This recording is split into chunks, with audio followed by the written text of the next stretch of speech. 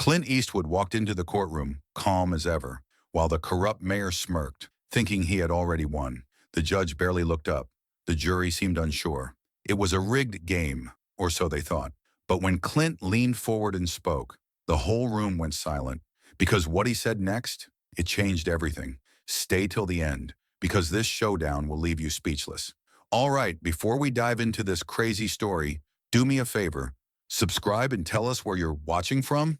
The heavy wooden doors of the courtroom creaked open, and a hush fell over the room as Clint Eastwood stepped inside. His boots echoed against the polished floor, and for a brief moment, every eye in the chamber locked onto him. The gallery, packed with reporters and spectators, leaned in, whispering amongst themselves. The trial of the decade had just gained its most unexpected witness. At the defendant's table, Mayor Richard Hargrove smirked, crossing his arms. He was dressed in an expensive navy blue suit, his gold watch glinting under the fluorescent lights. To him, this was all a joke, just another performance in his long, untouchable career. He had weathered countless accusations, buried damning reports, and bought his way out of every scandal. This was no different. Well, well, Hargrove chuckled, adjusting his tie. They dragged an old cowboy out of retirement to testify against me? I thought they'd send a real witness. A ripple of laughter spread through his legal team. Even the judge, an aging man who had ruled in Hargrove's favor too many times to count, barely hid his disinterest. Clint didn't react. He simply adjusted his cuffs, walked past the defense table, and took his seat at the witness stand. His face, weathered by time but sharp as ever, remained unreadable. He didn't need to command the room. The room had already fallen silent on its own. The prosecutor, a young but sharp attorney named David Morales, approached the stand. He cleared his throat.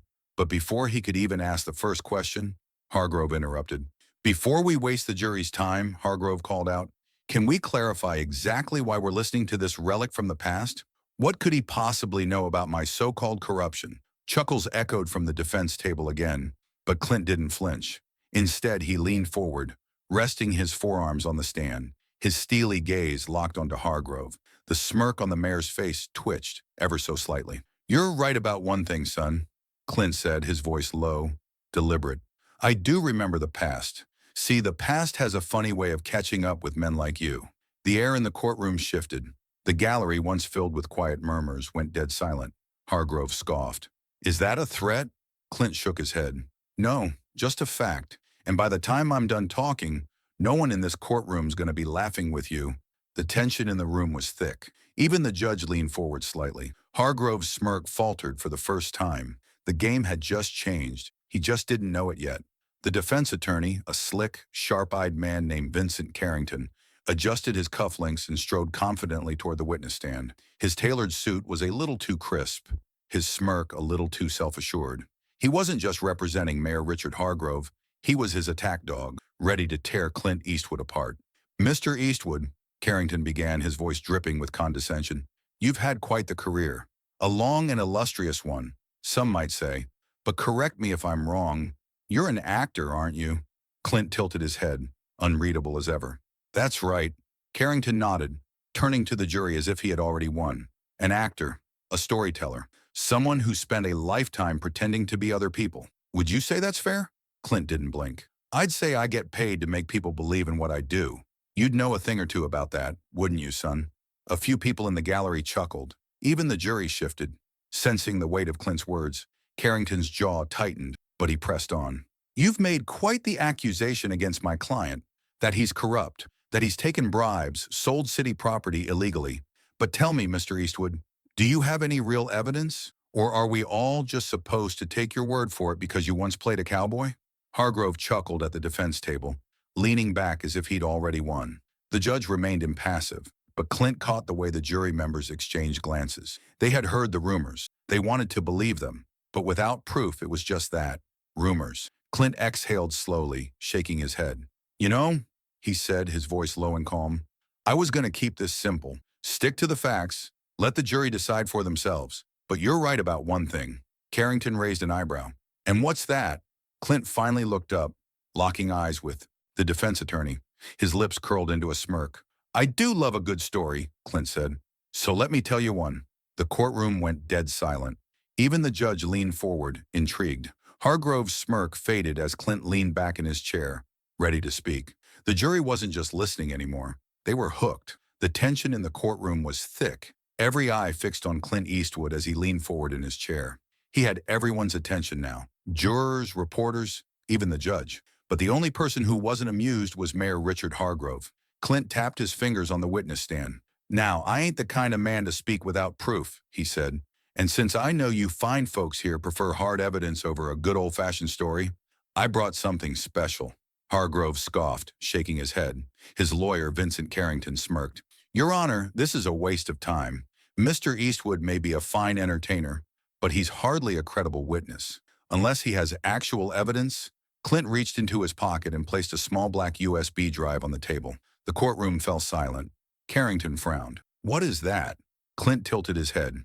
"Something that'll wipe that smug look right off your face." The prosecutor, sensing the moment, stood up. "Your Honor, we request to play Exhibit B, a recorded conversation between Mayor Hargrove and a real estate developer regarding illegal land sales."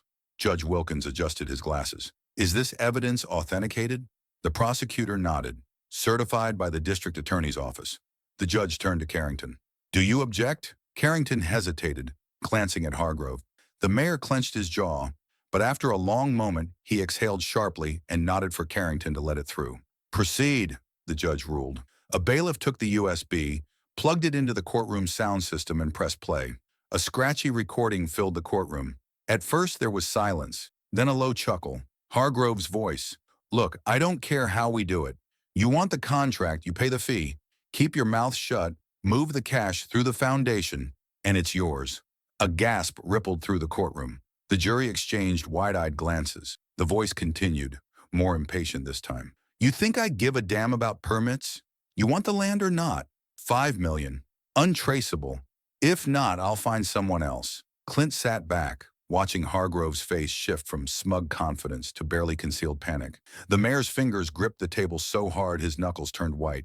Carrington shot up from his chair. "Objection! This recording doesn't prove—" Judge Wilkins held up a hand. "Sit down, Mr. Carrington." Hargrove tried to keep his composure. He cleared his throat and forced a chuckle. "That's a deep fake," he scoffed. "Anyone can doctor an audio clip these days." Clint smirked. "Funny, and because this deep fake was pulled straight from your secretary's hard drive. And last I checked, she works for you." Hargrove's grin wavered. The prosecutor stood. "Your Honor, we have multiple corroborating witnesses who can verify that this recording is real. We request a full forensic analysis to confirm authenticity." Judge Wilkins leaned forward, looking directly at Hargrove. "If this evidence holds up, you realize what this means, Mr. Hargrove?" Hargrove straightened his tie, trying to maintain his composure. "I think we're getting ahead of ourselves," he said, forcing a smile. "This trial isn't over yet." Clint folded his arms. "Oh, we're just getting started." Hargrove forced a grin, but the tension in his face was impossible to hide. "Is that all you got?" Clint leaned back, his voice steady. "Not even close." The tension in the courtroom was thick enough to cut with a knife. The smug grin on Mayor Richard Hargrove's face had begun to waver, but he still clung to his arrogance like a lifeline. His lawyer, Vincent Carrington, whispered something to him, his expression tight with barely concealed concern. The recording Clint Eastwood had just played had sent shockwaves through the room, but Hargrove still believed he could worm his way out of this. Clint, seated calmly at the witness stand, wasn't finished. He leaned forward slightly, his steely eyes locked onto Hargrove. "Now I reckon some folks in this room still think this is all just a big misunderstanding, that maybe you're the victim of some elaborate trick." He tilted his head. "So let's clear that up, shall we?" He reached into his jacket pocket and pulled out a thick folder. The sound of the paper hitting the desk was deafening in the dead-silent courtroom. "What's that?" Carrington asked sharply, his voice betraying the first hint of unease. Clint flipped the folder open. "Official city records," he said, tapping a document with one finger. "Paperwork proving that good old Mayor Hargrove here sold public land illegally. Over a dozen times." A ripple of murmurs spread through the jury. Judge Wilkins adjusted his glasses and leaned in, suddenly more interested than he had been all trial. Hargrove chuckled, though the sound was forced. "This is ridiculous. That land was sold legally through city council votes." Clint smirked. "Oh, you mean those council votes that were mysteriously rushed through with no public hearings?" He flipped to another page. "Here's a city ordinance requiring all land transactions above $1 million to be subject to a public forum. But funny thing, none of your sales ever made it to one." The murmurs grew louder. A reporter scribbled notes furiously. The jury members were whispering among themselves now, exchanging glances that weren't exactly in Hargrove's favor. Hargrove's fingers drummed against the table. His confidence was cracking. This is a coincidence, some clerical error. You think I personally handle paperwork? Clint arched a brow. Sure don't. That's why I had my team look into the transactions themselves. He slid another document toward the prosecution table. Bank statements from offshore accounts traced right back to you. Carrington shot to his feet. Objection, Your Honor. This is highly circumstantial. Judge Wilkins cut him off. Overruled. I want to see that document. The bailiff took the papers and handed them to the judge, who frowned as he read them. These accounts are in the Cayman Islands. Clint nodded.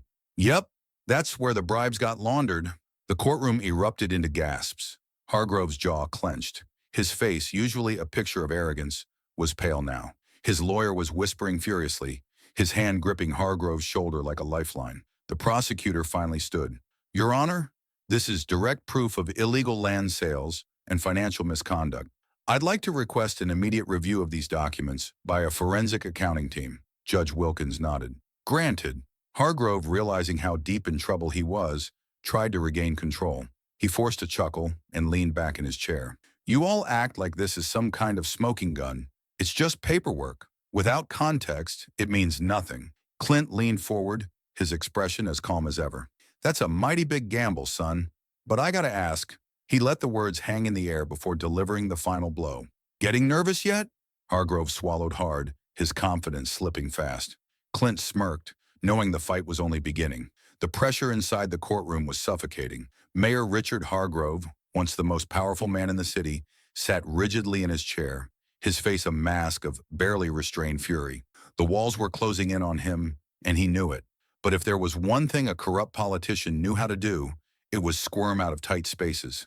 He straightened his tie, forcing himself to smirk as if he still held the upper hand. This is all a circus, he scoffed, turning toward the jury. You people are really going to take the word of a washed-up cowboy over me? Over a man who served this city for decades? Clint Eastwood, still seated at the witness stand, gave a small chuckle. He shook his head, eyes twinkling with something that looked a lot like amusement. You sure you want to double down on stupid, son?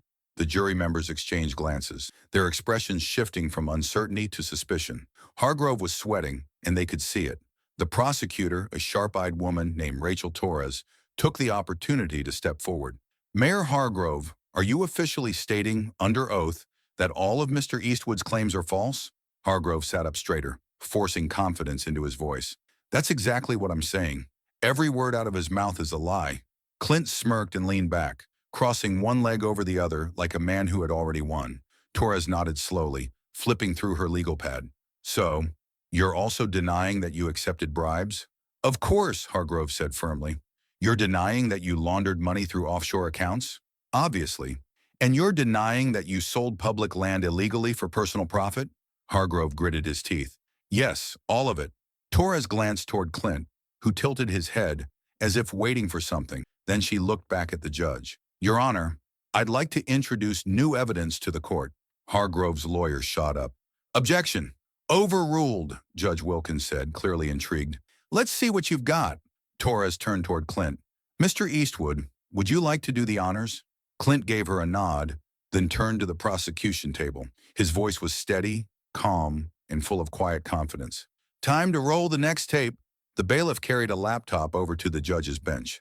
Hargrove stiffened, his fingers curling into fists. The room was dead silent as the screen flickered to life. The tension in the courtroom thickened as the bailiff carried the laptop over to the judge's bench. Mayor Richard Hargrove sat motionless, his jaw tightening, his hands gripping the edge of the table as if bracing for impact. Across the room, Clint Eastwood remained calm, a knowing smirk playing at the corner of his lips. He had been in plenty of standoffs before. This one wasn't much different.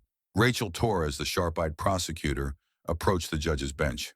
Your Honor, this is newly obtained evidence relevant to the case. The video was submitted anonymously to our office late last night. Hargrove's lawyer shot up from his seat. Objection. This is highly irregular. The judge held up a hand. Overruled. I'll determine its relevance. Proceed. Torres turned toward the bailiff, who set the laptop down and pressed play. The entire courtroom leaned forward as the screen flickered to life. The footage was grainy but clear enough. A hidden camera inside a dimly lit restaurant captured Mayor Hargrove shaking hands with a real estate developer. Their voices were muffled at first, but then the audio sharpened. "You'll get the permits fast-tracked," the developer said, sliding a thick envelope across the table. Hargrove chuckled as he pocketed the envelope. "Consider it done. I take care of the people who take care of me." A collective gasp rippled through the courtroom. Hargrove's lawyer paled, his hands trembling as he reached for his notes, searching for a way to spin this.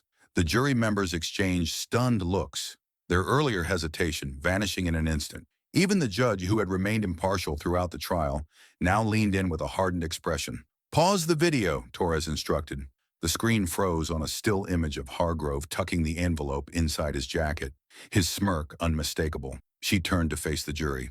"Ladies and gentlemen, this is undeniable proof that Mayor Richard Hargrove accepted bribes in exchange for political favors. The corruption we suspected? It's right here on tape." The courtroom erupted. Reporters in the gallery scribbled furiously, their cameras flashing. Hargrove's supporters, who had once sat confidently behind him, now looked panicked, some whispering to each other, others avoiding eye contact. Hargrove shot up from his seat, his face burning with rage. "This is a setup," he bellowed, slamming his fists on the table. His voice cracked with desperation. "That video is fake. It's doctored. You can't trust—" The judge's gavel came down with a sharp crack. "Sit down, Mr. Mayor," he ordered, his voice cold. Hargrove hesitated for a moment, his chest rising and falling in rapid breaths. He turned toward his lawyer, hoping for a lifeline, but the man simply shook his head, defeated. Clint leaned forward, his voice as steady as ever. "Looks like the only thing doctored around here is your story, son." The air in the courtroom was thick with tension, every eye fixed on Mayor Richard Hargrove as the devastating video evidence played on the large screen. His once confident smirk had vanished, replaced by a clenched jaw and wild, darting eyes. He looked like a man teetering on the edge of a crumbling cliff, scrambling for anything to keep himself from falling. His lawyer, already sweating under the weight of the damning evidence, shot up from his seat.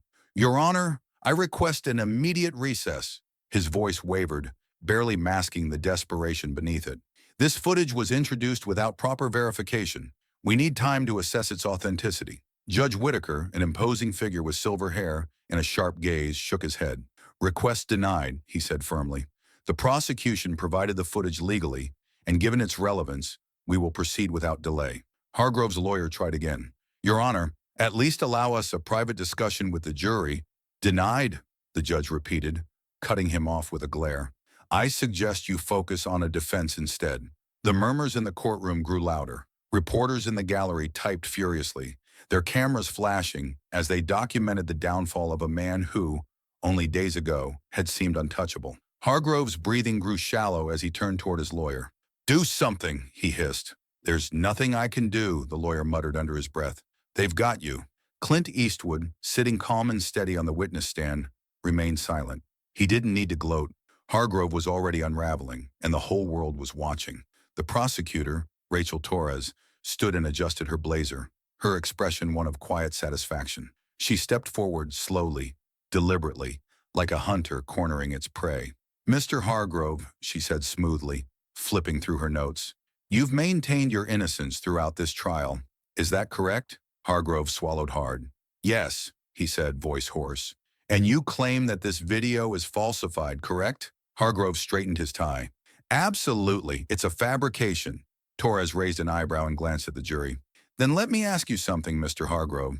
She leaned in, her voice dropping just enough to make the entire room go still. "Do you know what perjury is?" Hargrove blinked, thrown off. "What?"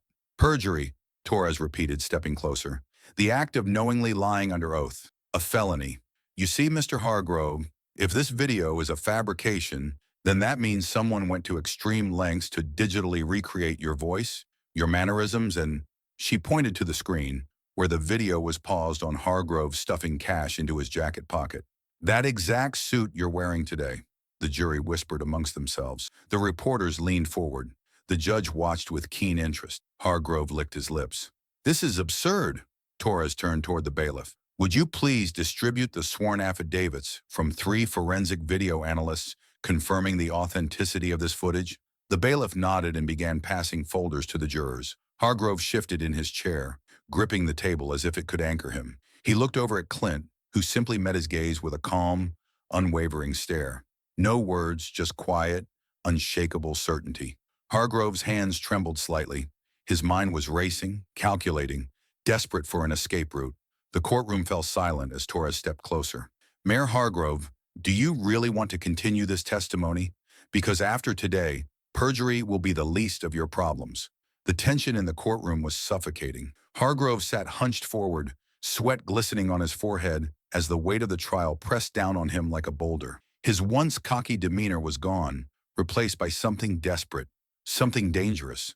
He could feel the walls closing in, and for the first time in his life, he had no backup plan, no favors to call in, no allies left to protect him. His empire was crumbling, and everyone in the room could see it. Clint Eastwood sat motionless on the witness stand, arms crossed, watching. He wasn't smiling. He wasn't taunting. He was simply waiting because he knew men like Hargrove always had one last dirty trick up their sleeve. And then it happened. As Judge Whitaker adjusted his glasses and prepared to speak, Hargrove leaned in slightly, locking eyes with him. It was subtle at first, barely noticeable to anyone not paying attention, but Clint saw it immediately. The slight nod, the shifting of Hargrove's fingers as he reached inside his expensive suit jacket, pulling out a folded slip of paper. He slid it across the defense table, just far enough for the judge to see.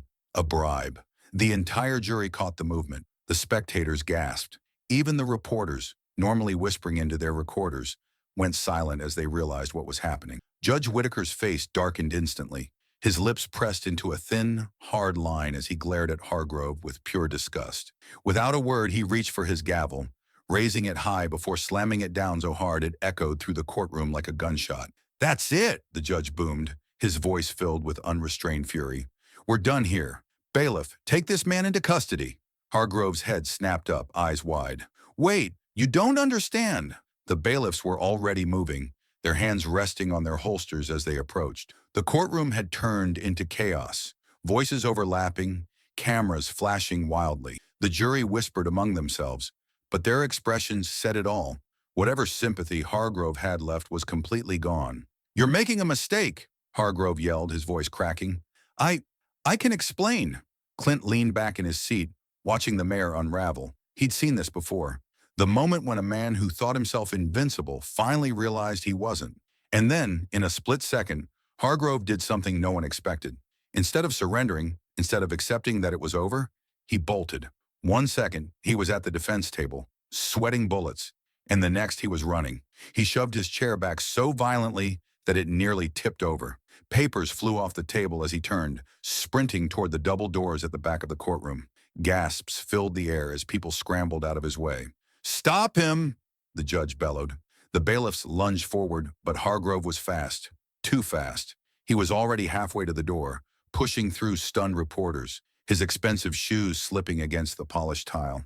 If he made it out of that courtroom, things would get much worse. Clint stood slowly, eyes locked on the fleeing mayor. "Well now," he muttered, "ain't that something?" The heavy doors of the courtroom slammed open as Richard Hargrove burst through, his once impeccable suit now wrinkled and soaked in sweat. His perfectly combed hair stuck to his forehead as he ran, his polished shoes slipping against the courthouse's marble floors. The grand hallway, lined with towering pillars and portraits of past city leaders, echoed with his frantic footsteps. Reporters stationed outside the courtroom caught sight of him immediately. "Mayor Hargrove, why are you running?" "Mr. Hargrove, do you have a statement?" The flashing of cameras turned the entire hallway into a chaotic blur of light and noise. Hargrove shoved past a cameraman, nearly knocking him over. The journalist scrambled to his feet, yelling, "Get this on tape!" The mayor's making a run for it, but Hargrove wasn't thinking about the cameras. His mind raced with one singular thought. Get out. Get out now. If he could make it to his car, if he could just get out of town, maybe he could still find a way to make this go away. He still had powerful friends, didn't he? Someone had to be willing to protect him. His breath came in ragged gasps as he reached the massive glass doors of the courthouse entrance. Sunlight beamed down on the grand steps leading to the street below, where a long line of news vans, flashing police lights, and stunned bystanders had gathered. And then he saw them, the feds. A wall of federal agents in dark suits stood waiting at the bottom of the steps, their faces unreadable behind their dark sunglasses. Hargrove's heart plummeted. "Richard Hargrove!" one of them barked. "Federal authorities, stand down!" But Hargrove wasn't about to go quietly. With a final, desperate burst of energy, He bolted down the stairs, taking them three at a time. He didn't get far. Before he could even reach the last step, a team of agents rushed forward. One tackled him low, wrapping both arms around his legs while another grabbed him from behind, yanking his arms back. Hargrove let out a strangled cry as his knees scraped against the concrete. The weight of three agents crushed him against the pavement. Click. The sound of metal cuffs locking around his wrist was deafening. The reporters went wild. Cameras zoomed in on Hargrove's twisted expression, capturing every humiliating detail. The way his face pressed into the pavement, the panic in his wide eyes, the way his mouth gaped open like a fish gasping for air. And then, through the chaos, Clint Eastwood stepped out of the courthouse. Calm, steady, unshaken. The moment Hargrove saw Clint approaching, his rage boiled over. His head snapped up, and he spat. "You set me up." Clint crouched down slightly, tilting his head with a slow, knowing smirk. "No, son," he drawled. "You did it to yourself." Hargrove's furious screams echoed across the courthouse steps as the agents dragged him toward a waiting black SUV. Clint adjusted his hat, watching as the once powerful mayor was driven away in handcuffs, his empire in ruins. But Clint knew this wasn't over yet. The fallout was just beginning. The news of Richard Hargrove's downfall spread like wildfire. Every major news outlet ran the footage of his arrest on an endless loop. A once powerful mayor, tackled on the courthouse steps, face down in handcuffs. His furious screams had turned to pathetic protests as federal agents shoved him into the back of a black SUV. But that was just the beginning. The morning after the arrest, the governor held an emergency press conference. Cameras flashed as he stepped up to the podium, his face grim, his voice heavy with disappointment. "Effective immediately, we are launching a full-scale investigation into the widespread corruption within this city's administration. Richard Hargrove is only the first of many to be held accountable." The words sent shockwaves through the political world. Hargrove had always been untouchable. He had built his empire on bribes, favors, and backroom deals. But now, the entire system was crumbling. Within hours, his so-called allies started jumping ship. City council members who once stood proudly beside him now scrambled to erase any connection to him. Longtime business partners issued public statements condemning his actions. Even his closest advisors started cutting deals with prosecutors to save themselves. And then, the financial wrecking ball hit. Hargrove's assets were frozen, his sprawling mansion on the hill, his fleet of luxury cars, his offshore accounts. Everything he had used to project power was now out of reach. The man who once dined with CEOs and senators was now nothing more than a disgraced ex-mayor, rotting in a jail cell. The media frenzy was relentless. Every headline screamed his downfall. Mayor Hargrove, from city leader to cell block 9. The end of a dynasty, how one man brought down a corrupt system. Clint Eastwood versus Hargrove, the legend who fought for justice. And Clint, he stayed quiet, watching, waiting. He knew justice had a way of settling its own scores. Days later, as Clint walked out of a cafe downtown, a swarm of reporters descended like vultures. "Mr. Eastwood, what's your reaction to Hargrove's downfall? Did you expect this level of fallout? Some are calling you a hero. What do you have to say about that?"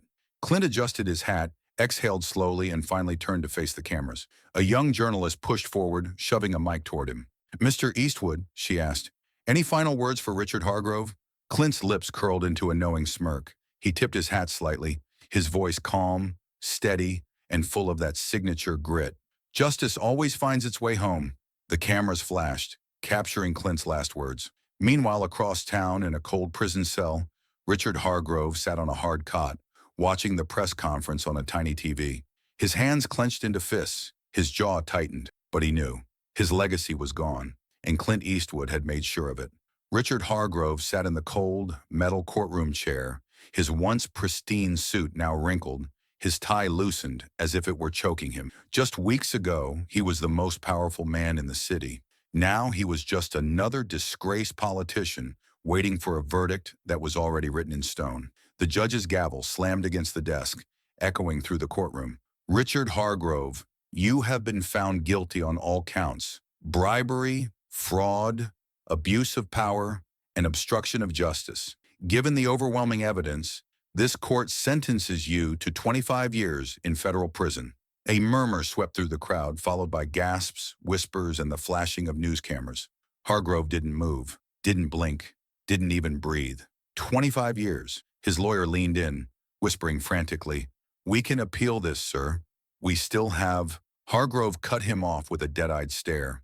There was no appeal, no escape. The system he once controlled had turned its back on him. As the bailiffs grabbed his arms and began escorting him out, the last thing he saw was Clint Eastwood sitting in the back of the courtroom, watching, calm, silent, unshaken. Hargrove's blood boiled. That old cowboy had ruined him. The clang of iron doors rang through the air as Hargrove stepped into his new reality. A maximum security prison, his home for the next quarter century. The guards led him down the halls past cells filled with hardened criminals, some who recognized him immediately. "Yo, ain't that the old mayor?" One inmate chuckled. "Damn, guess corruption don't pay no more," another snickered. Hargrove kept his head down. He wasn't the man he used to be. He was nothing now. The guards shoved him into his cell, where a bulky, tattooed man sat on the lower bunk, arms crossed, studying him. The man grinned. "Well, well, ain't you that corrupt, mayor? Guess you ain't running this city no more." Hargrove felt a knot in his stomach. His power, his money, his influence, all gone. He wasn't feared here. He was just another inmate. That night, as he lay on his stiff, uncomfortable mattress, staring at the cracked ceiling, he heard laughter from the prison rec room. A TV blared in the background, reporters discussing his case. And then, Clint Eastwood's face appeared on the screen. Hargrove sat up, his fists clenching, his pulse pounding in his ears. Clint was smiling. As the inmates roared with laughter at the segment, Hargrove's breathing became ragged. This wasn't over. Not yet. The city square was alive with energy. A crowd of thousands gathered beneath the towering courthouse steps. The once broken city, plagued by corruption and deceit, was now filled with hope. Reporters, cameras, and everyday citizens stood shoulder to shoulder, waiting for the man who had toppled the most powerful crook in town, Clint Eastwood. Clint stepped up to the podium, his presence alone commanding silence. Dressed in his signature dark coat, his hat tilted just slightly, he took a slow breath before speaking. "Corruption ain't something that just happens overnight. It's built piece by greedy men who think they're above the law. But justice has a way of catching up to them." The crowd erupted into cheers. Clint's gaze swept across the faces in the crowd. Some were still skeptical. Some had seen too much bad in the world to believe that one man could make a difference.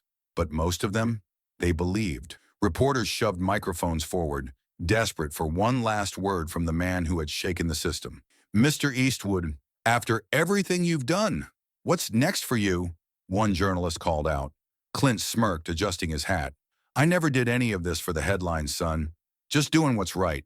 Richard Hargrove sat on the edge of his bunk, his hands clenched into fists. His once polished shoes were now scuffed, his expensive suit replaced with a drab orange jumpsuit. A man who once owned a city was now just another number in the system. The prison TV flickered, broadcasting Clint's speech. Hargrove's jaw tightened as he watched the city cheer for the man who destroyed him. "Inmate 4527, you got 5 minutes left," the guard barked, walking past his cell. But Hargrove didn't respond. His eyes were locked on Clint's face. "Some men think they can cheat their way to the top," Clint continued on screen. "But the thing about the top, the fall hurts a whole lot more." Hargrove's breathing grew ragged. He lunged at the TV, slamming his fists against the glass as the screen flickered. The other inmates laughed, watching him unravel. Clint stepped down from the podium, making his way through the crowd. People reached out, shaking his hand, thanking him. A young boy tugged on his sleeve. "Mr. Eastwood?" Clint turned, crouching slightly so the kid could meet his gaze. "You're a real hero," the boy whispered. Clint studied him for a moment before offering a small grin. "Heroes are just folks who do what's right, kid. Hope you remember that." With that, Clint adjusted his hat, gave the city one last look, and walked off into the sunset. The screen cut to black, with Clint's voice lingering in the air. "Some men learn the hard way,